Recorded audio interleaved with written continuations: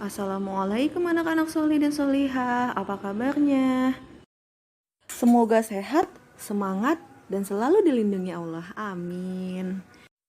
Kita main tepuk belajar PB yuk, ikutin ustazah ya. Tepuk belajar PB, menyenangkan, tambah ilmu, asyik. Yuk sama-sama semangat ya. Tepuk belajar PB, menyenangkan, tambah ilmu, asyik. Yeay, kita main games dulu yuk.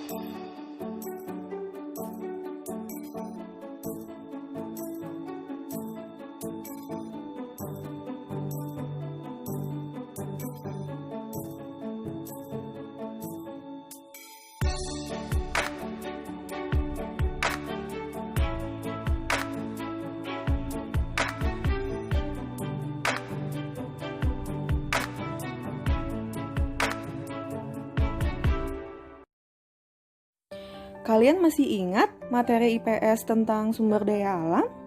Ya, sumber daya alam ada 3, yaitu sumber daya alam kekal, sumber daya alam yang dapat diperbarui, dan sumber daya alam yang tidak dapat diperbarui.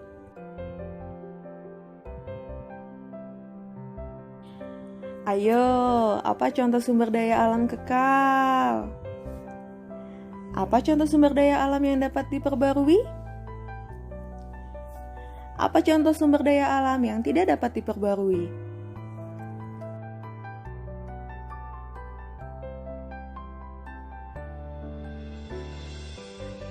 Kita bahas manfaat minyak bumi dan batu bara ya. Minyak bumi terbentuk dari fosil hewan yang tertimbun selama jutaan tahun. Minyak bumi termasuk sumber daya alam yang tidak dapat diperbarui dan akan menipis jika terus digunakan. Manfaatnya untuk bahan bakar bensin, solar, gas LPG. Batu bara terbentuk dari tumbuhan yang terpendam selama jutaan tahun yang lalu. Ia termasuk sumber daya alam yang tidak dapat diperbarui, sehingga jika digunakan lama-kelamaan akan menipis. Manfaat batu bara adalah sebagai bahan bakar pembangkit listrik, bahan bakar pembuatan semen, bahan bakar pabrik kertas, bahan bakar industri kimia. Selain itu, Indonesia juga kaya dengan sumber daya alam yang berguna bagi kesehatan. Sejak zaman dahulu, masyarakat sudah mengenal tumbuhan berkhasiat seperti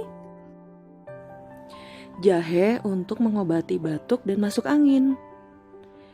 Ada kunyit untuk melancarkan pencernaan. Bawang merah untuk mengobati radang tenggorokan. Bawang putih untuk mengobati flu. Kencur untuk mengobati batuk dan menangkal bakteri.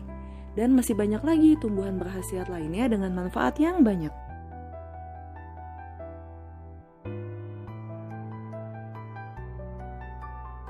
Selain itu, Indonesia juga kaya dengan sumber daya alam tumbuhan yang bermanfaat dan bisa diolah menjadi berbagai macam makanan.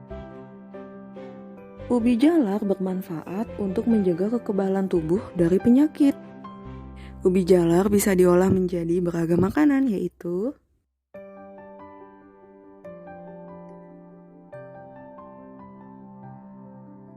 banyak juga loh tumbuhan yang bisa diolah menjadi bermacam-macam makanan, seperti jagung. Bisa diolah menjadi apa ya? Kalau kentang bisa diolah menjadi apa? Kalau singkong bisa diolah menjadi apa? Nah, pemanfaatan ini bisa menjadi usaha untuk meningkatkan ekonomi masyarakat. Masyarakat bisa membuka usaha berbagai jenis makanan, lalu menjualnya di toko, supermarket, dan pasar. Selain untuk makanan, tumbuhan juga bisa loh dimanfaatkan sebagai sumber energi alternatif. Beberapa tumbuhan bisa digunakan untuk menggantikan minyak bumi dan batu bara. Tumbuhan termasuk sumber daya alam yang bisa diperbarui, sehingga tidak habis jika terus ditanam. Sumber energi alternatif ini dinamakan bahan bakar bio yang terdiri dari bioetanol, biodiesel, dan biogas. Yuk kita lihat penjelasannya.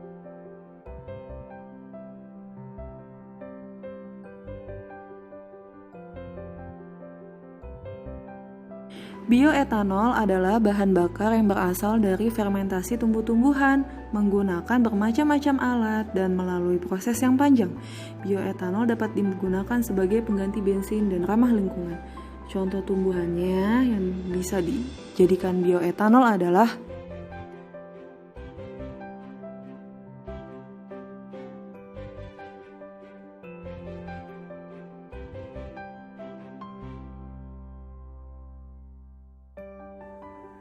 bahan bakar bioetanol memiliki kelebihan dibandingkan bensin, yaitu ramah lingkungan, tidak menimbulkan polusi, lebih hemat ketika dipakai.